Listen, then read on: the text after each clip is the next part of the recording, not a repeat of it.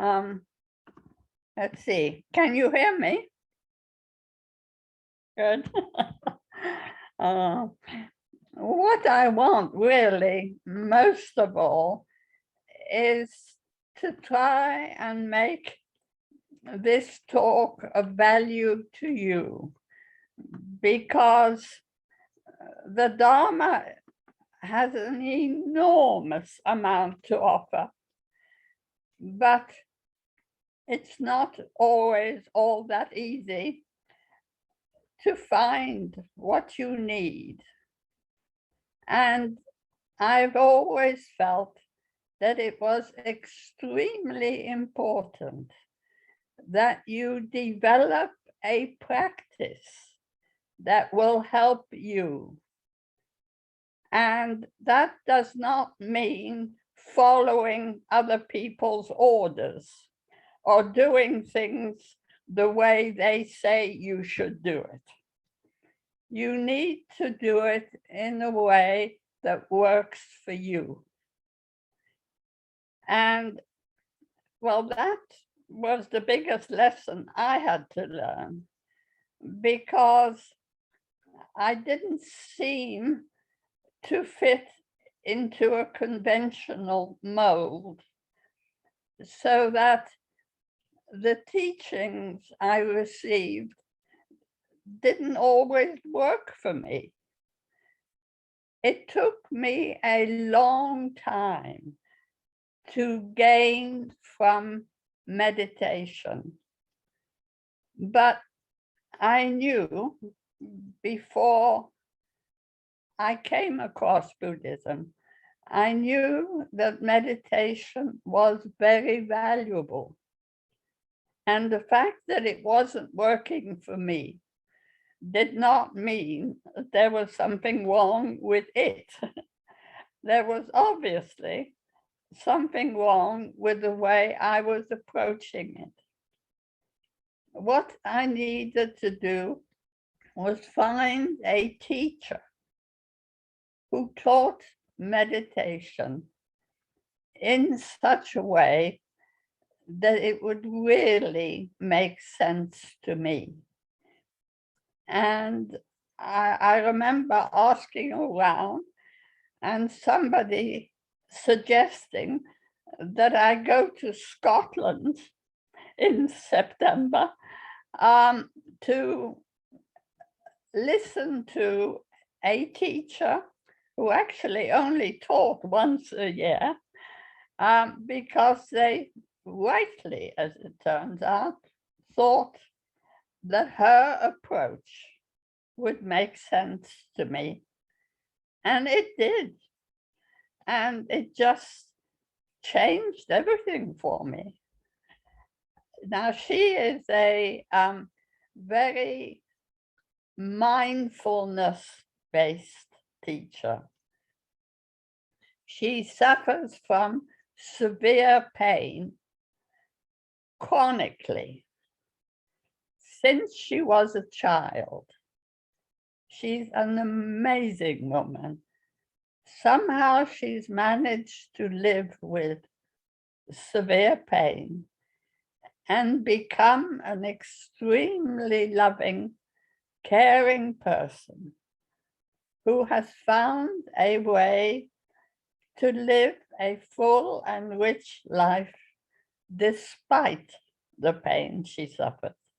We have two such people in our order, and one is, oh yeah, my mind's suddenly gone blank, Vidyamala. And the one I'm talking about, though, is Vajra Devi. She's just written a book. A very wise person, very loving person. And all along, I have found that I have needed to find someone who can speak to my need. We use the word in Buddhism, dukkha. We all have problems, serious problems in our life, often from childhood onwards. And what has been so valuable to me about the Dharma is that it is there to help us manage our problems. Now, as you know, or has been written, I have dementia. Now, dementia is very seriously feared, rightly feared, because if you are unable to offer a person with dementia the help they need, they can become so seriously handicapped, so deeply unhappy, they can learn to hate themselves and feel shame and be incapable of doing all the things that they used to be able to do and enjoyed doing. In that sense, it's a terrible condition to end up with. But my husband had Alzheimer's, and I cared for him for 5 years. I was his, had to be full-time carer. And he got worse and worse, and he hated himself more and more. This was before I came across Buddhism. And he was so deeply ashamed. And I didn't know what to do to help him. For some reason, I'm not sure why, but he always remembered me. Everything else went, but he could recognize me and do what I asked him to do. He didn't like wearing clothes of any kind, and but he had to end up in hospital a number of times, and they don't like it if you won't keep your pajamas on. And so he would have to end up in a room on his own, and the staff were furious with him for refusing to wear anything. But when I showed up, I could say to him, "No, Richard, keep it on."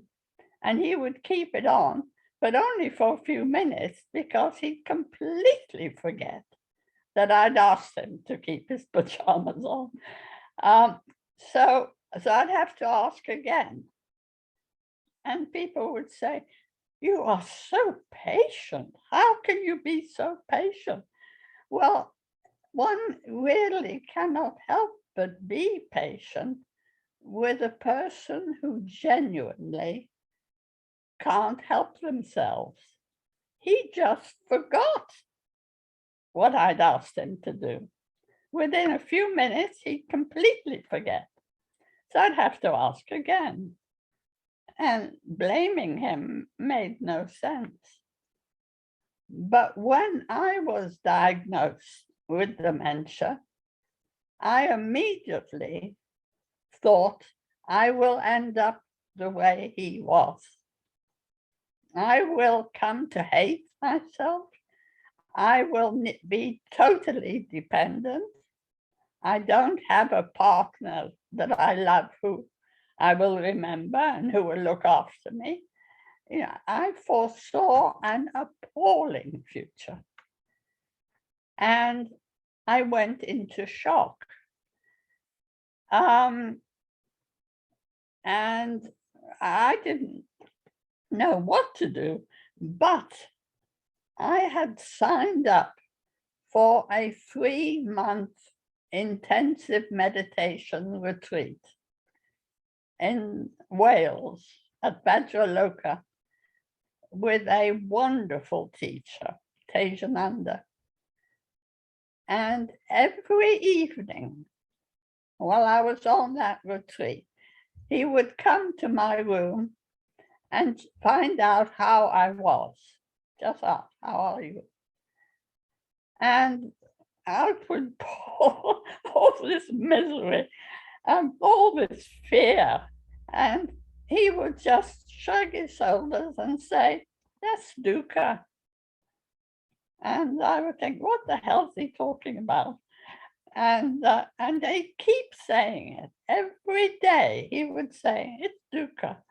And suddenly, finally, I realized, of course, this is what Buddhism is about. This is what Buddhist practice is about. It's coping with dukkha.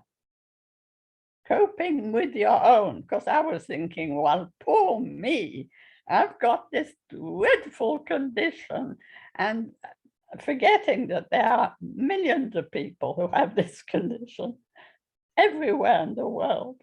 But it was me that had this terrible condition. But all it was our human tendency to be absolutely miserable when we think we've got a terrible future. And so, we tend to think we're the only one because that's human reaction. But within the space of 3 weeks, I not only came out of shock, but I realized that this is what my practice is about. I must learn to manage the condition I've inherited.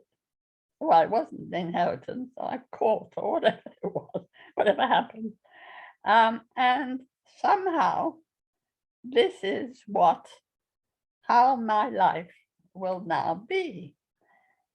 And the amazing thing is that when you have a purpose and you've been given a purpose, I believe that I was given a purpose, you somehow from somewhere, the energy and the strength seems to come, especially when you're fortunate to be a member of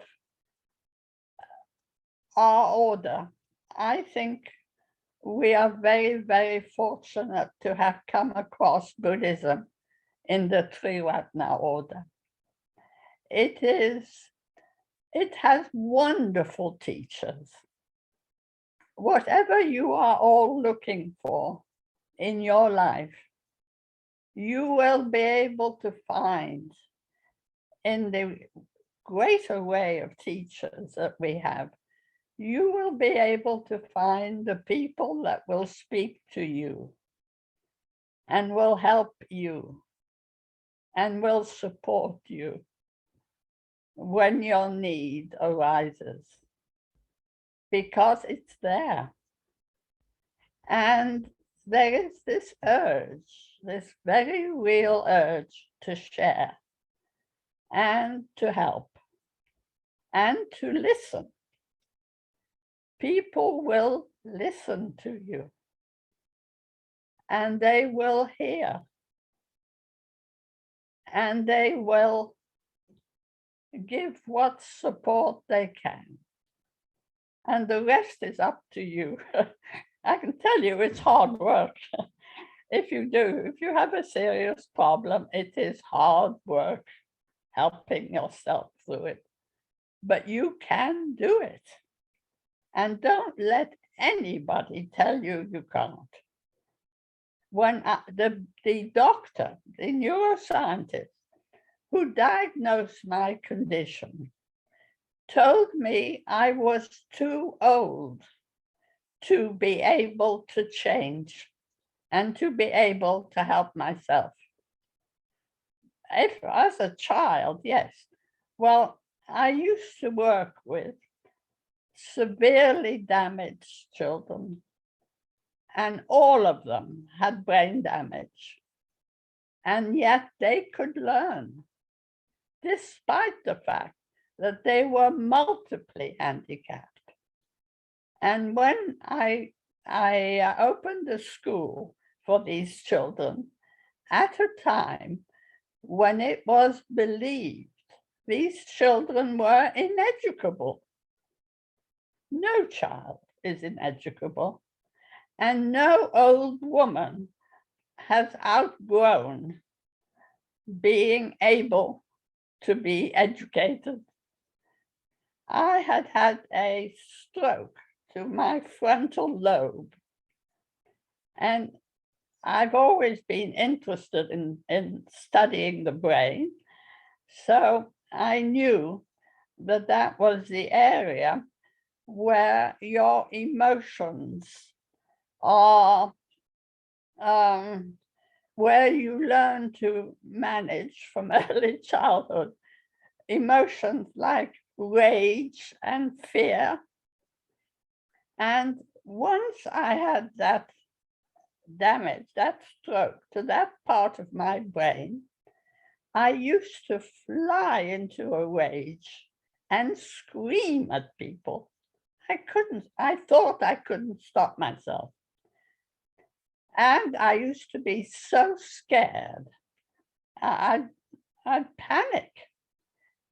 But then I remembered that I used to work with children who had this problem. So I could work with myself also. Now, I had at that time a carer, very unfortunate choice. She was always doing the most infuriating things, and I would scream at her. And as far as she was concerned, she was trying to help me. And also, she found it very difficult to cope with such a difficult person. And I knew that actually I had to do something about this. So the next time I screamed at her, I got up and left the room. Because, well, that was the most obvious thing to do, get away from the person who's driving you mad. And I would go into a quiet place and try and meditate. Now, biologically, we are not able to keep the, it's a chemical that creates our anger, our rage. And every time we get furious, this chemical comes up in our body, and it takes 90 seconds for that chemical to leave your body. Now, we all know that we are angry for more than 90 seconds. So we have to re-trigger that anger. If we're angry, as I was for a whole hour, I re-triggered my anger every 90 seconds. Now you try it next time you fly into a rage or get terribly scared. 90 seconds is a long time if you're counting to 90 and you're terribly uncomfortable because you're angry.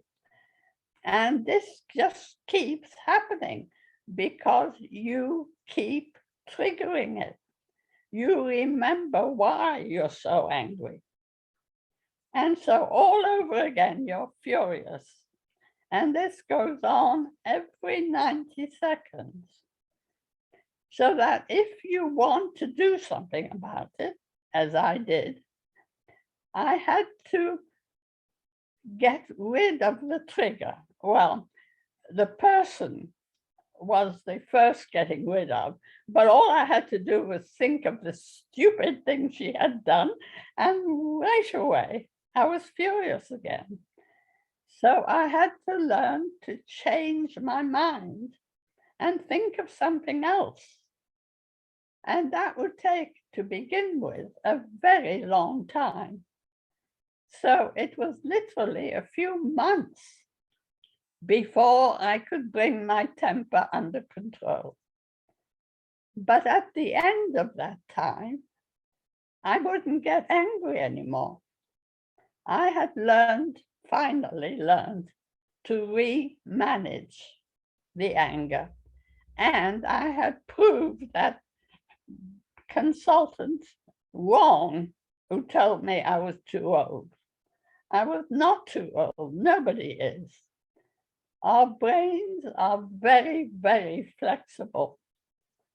And they remain that way, not as flexible. Children need a much more flexible brain than we need as we develop in life. We learn that we don't need to remember something that is of utterly no use to us. And we learn that there are certain things we need to remember. And so our brain adjusts to remembering certain things and letting other things go. But certain habits, for example, are very hard to change. They get somehow, they make pathways in our brains that are very hard to shift.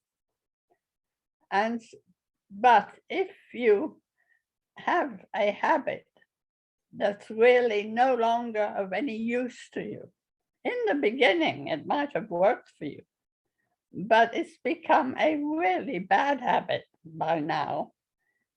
You need to establish another habit to take its place.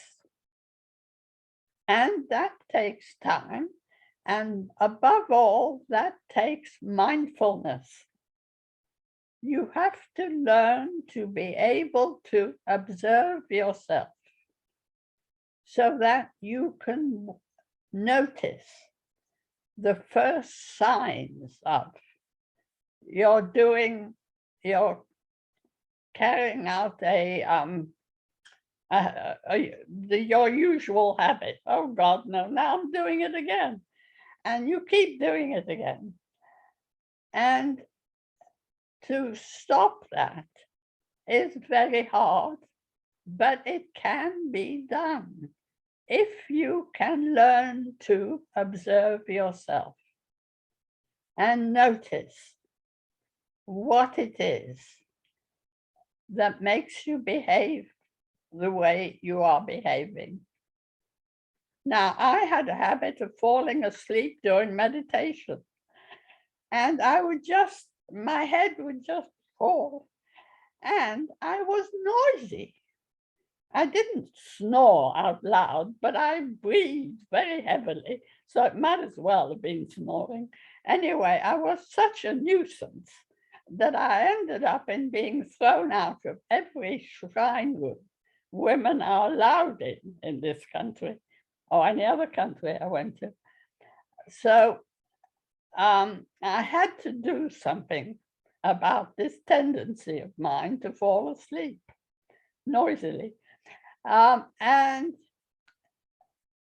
one day I went on a long meditation retreat, and the man sitting next to me would keep having to wake me.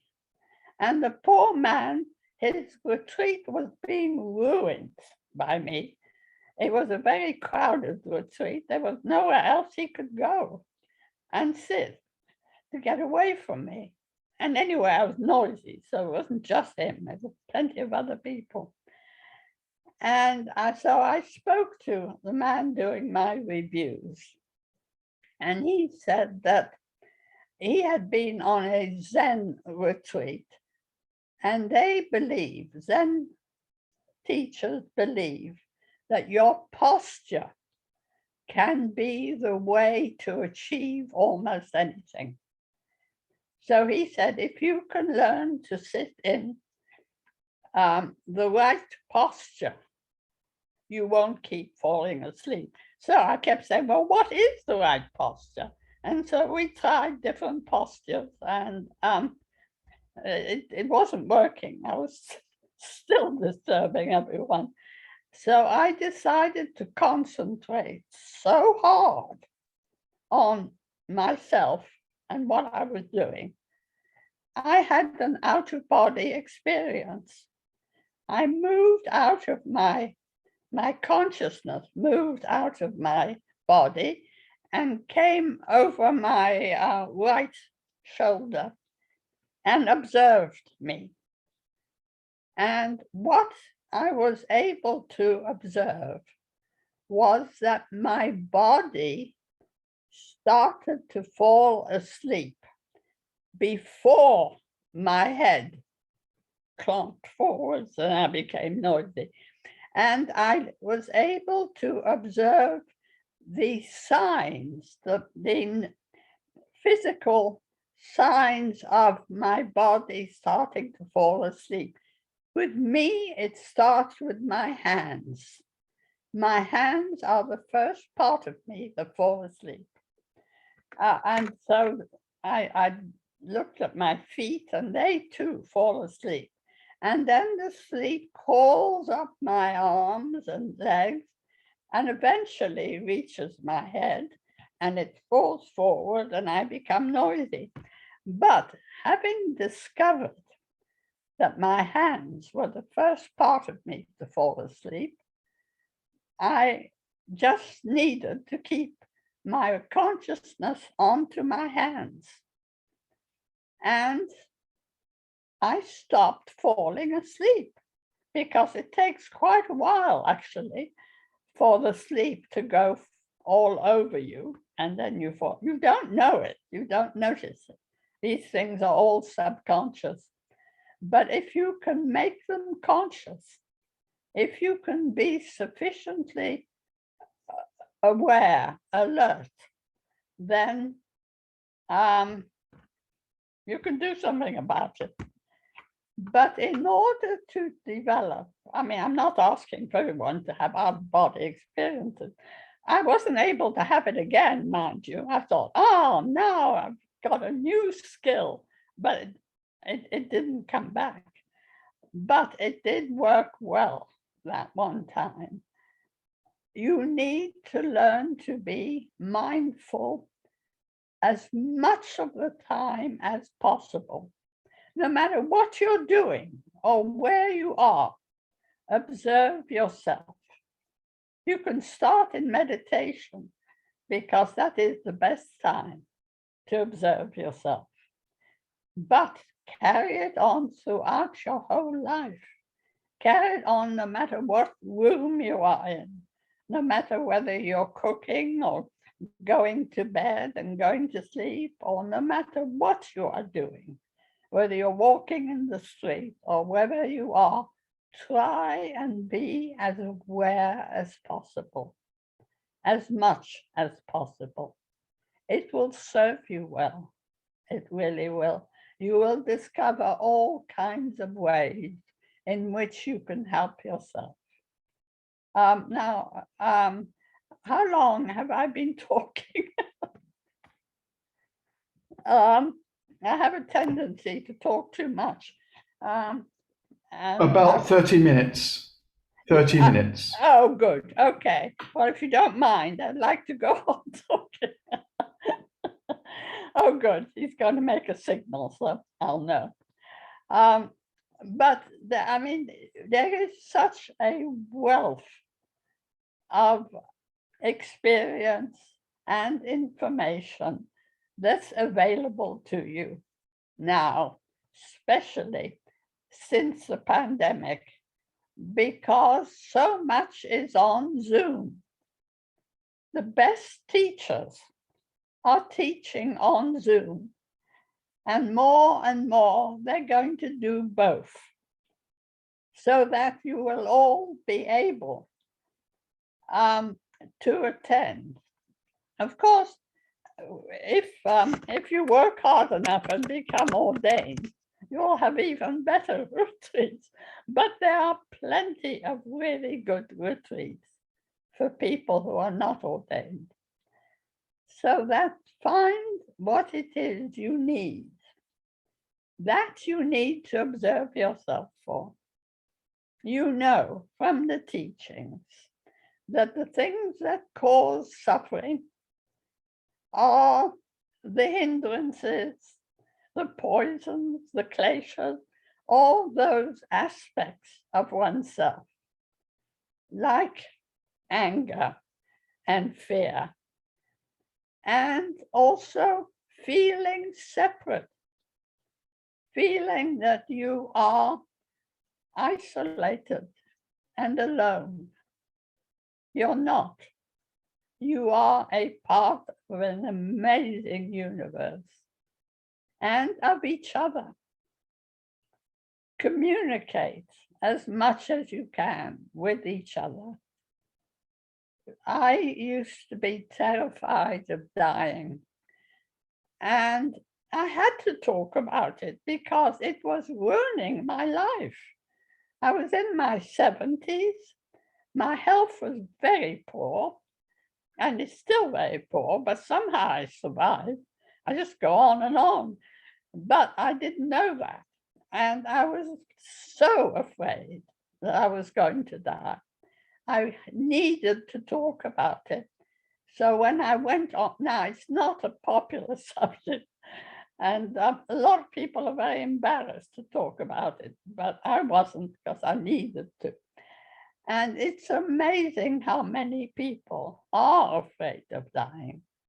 And we could share those things. And we could discover that we had a lot in common. It wasn't just me.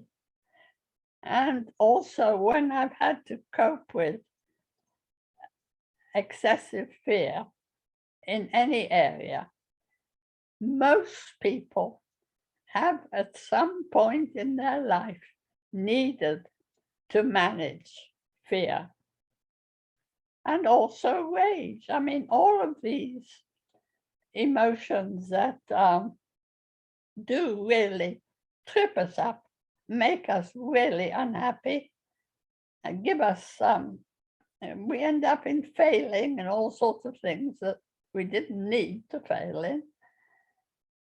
Those are very common experiences that can be shared. And we all benefit from sharing. And we learn. We learn so much from each other. And one thing I always learn is, I think I've got the worst case of, well, I don't. There are always other people who have much more serious cases of whatever than I have. And they have had to find ways to manage and to work with it. And we can share that with each other.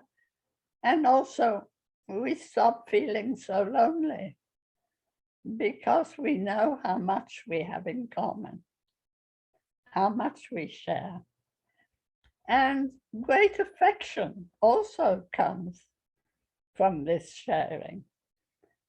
So that there's very real benefit to going on retreats, having meetings like this meeting. There's an enormous amount to gain. And it's fun. It's enjoyable, as well as really helping you cope with whatever it is you're needing to work with. Now, I have managed my dementia in such a way that my life is very full and very rich, and I want to share that. And fortunately, I met the director of the Abhayaratna Trust, which is quite a big,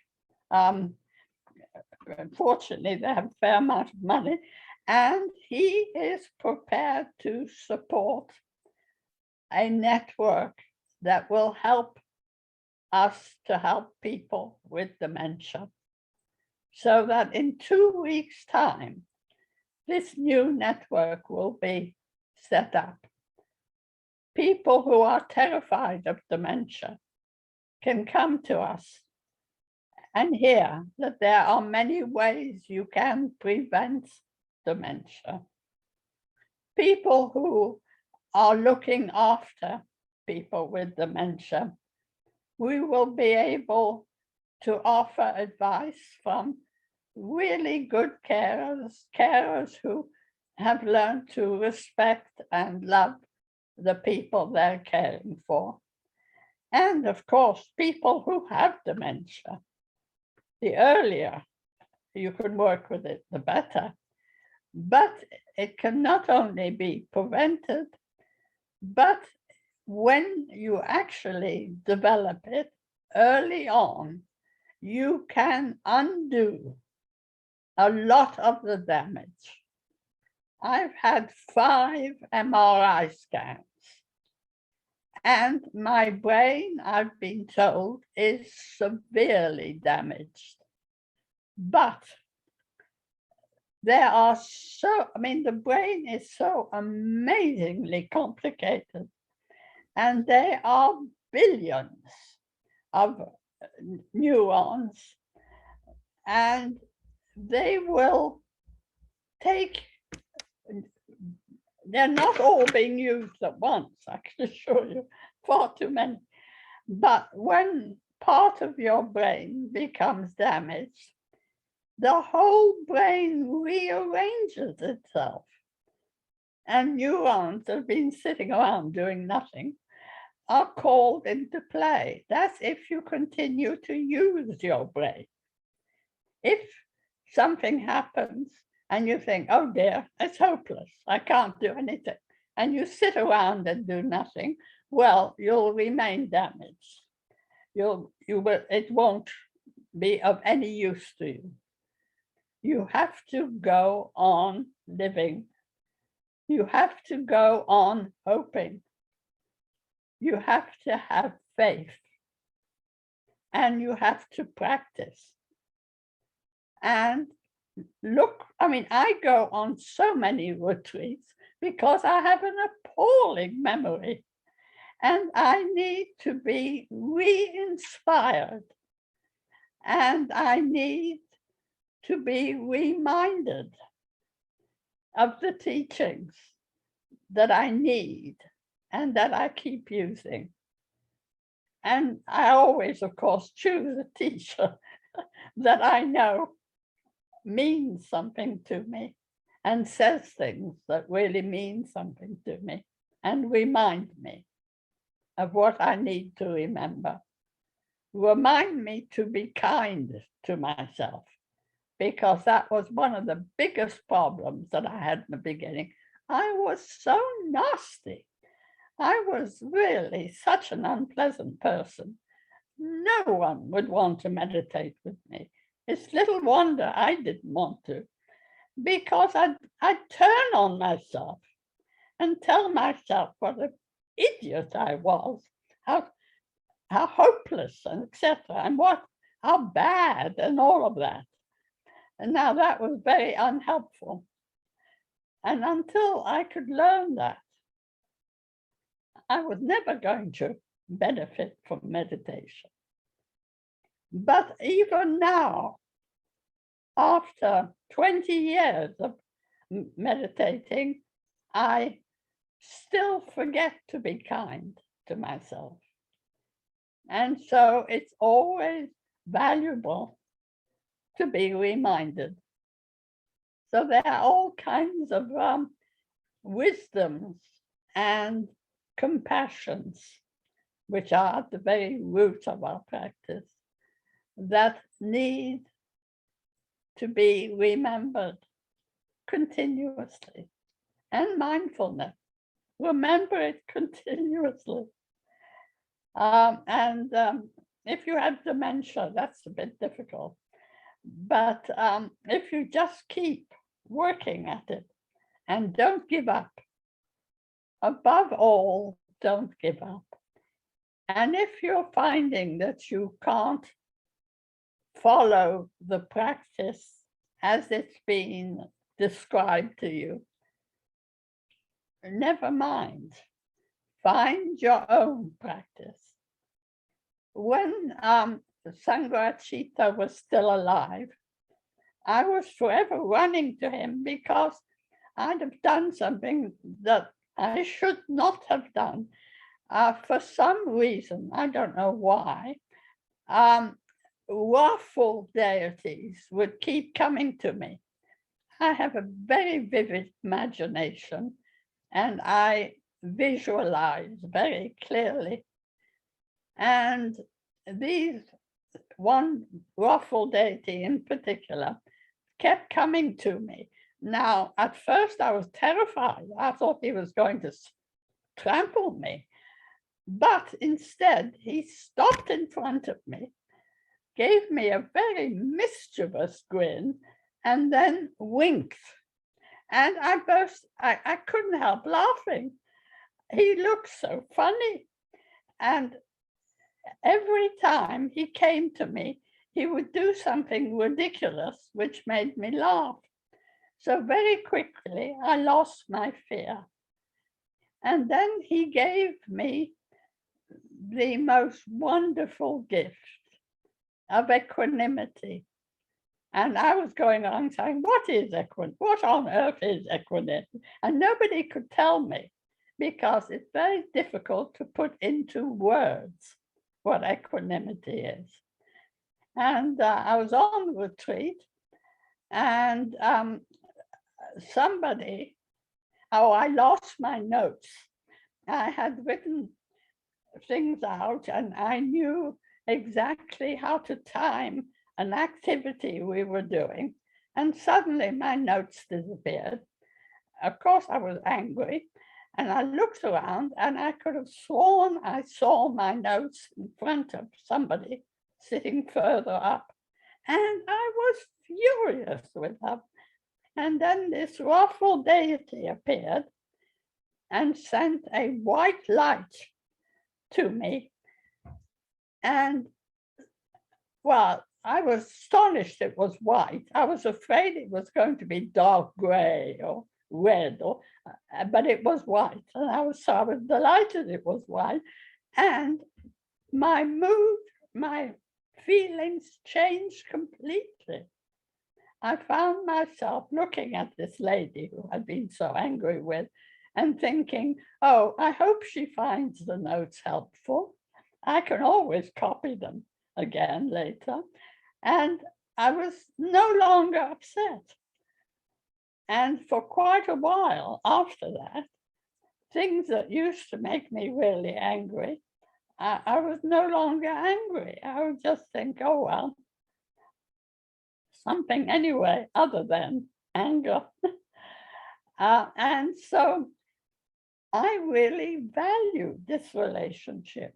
But in our order, this was about 15 years ago or more, it was frowned upon to have a relationship with a wrathful deity. And some people thought that wrathful deities weren't bodhisattvas. They thought they were some kind of devilish, evil spirit or something.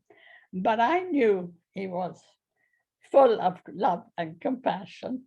But I went to see Sangrachita because he had started this anti-wrathful deity years previously, but had changed his mind. It's very confusing, actually, when your leader changes his mind.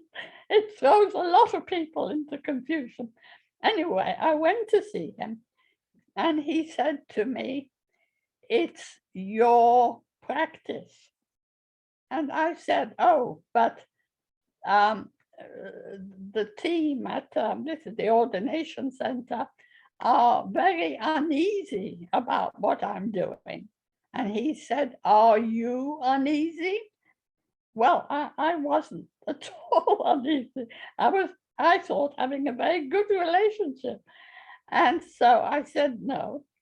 And he said, you are not responsible for what other people think of what you are doing. You are responsible for your own practice. And because I was very insecure and very unsure of myself. And really, he didn't seem to care what I did because I was forever running to him. And now this time I've done this or that. And he would say, it's your practice. What troubled him was that I didn't have confidence in myself. And that was the biggest error that I made in my practice. I didn't develop something that works for me and then have confidence in that. I do now, but it's been hard won. And I've had to keep running to him to tell me it's your practice. And that's what we all need to develop and to have confidence in, and to help ourselves in our own way. And then, because you can't do it alone, you need to find teachers to help you. So you find a teacher who appears to be on the same wavelength, with whom you can genuinely communicate. And in that way, you can make real progress. No matter what your age is, don't let anyone ever tell you you're too old for anything. Because as long as you can still live, you can find a way to make progress and to live a very worthwhile life.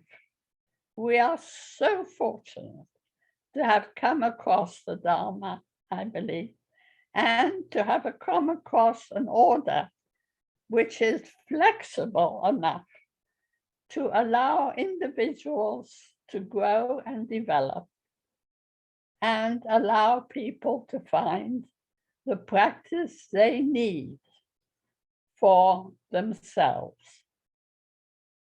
Okay, I think I'll stop there. How long have I gone on for?